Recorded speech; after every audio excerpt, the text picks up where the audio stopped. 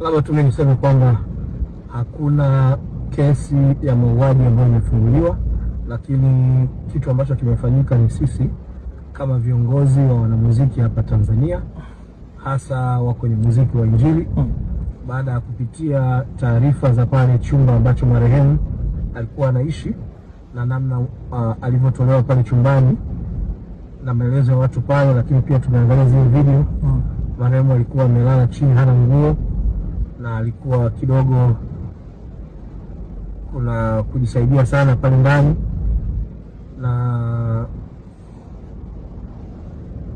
baadhi ya vitu vingine ambavyo siwezi kuvisema sana hapa sasa hivi.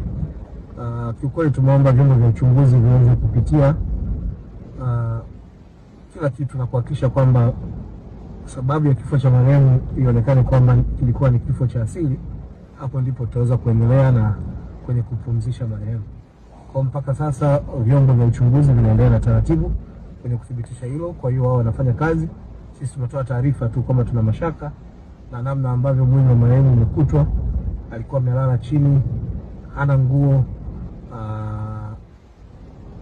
Kwa hiyo ni kitu ambacho kikweli kabisa tumesema ni Tanzania mwenzetu huyu, hatuwezi kuacha akaondoka tu hivi bila kujiridhisha. Kwa hiyo tumeomba vyombo viweze kufanya kazi. Kwa hiyo tuseme tu wa Tanzania waendelee kuwa vumilivu kwenye kipindi ambacho tupo, ili tuweze kujua chanzo ni nini na alikuwa na nani, wanafanya nini. Maana inasemekana alikuwa pale anaishi kwenye hoteli na mtu kwa zaidi ya wiki 3.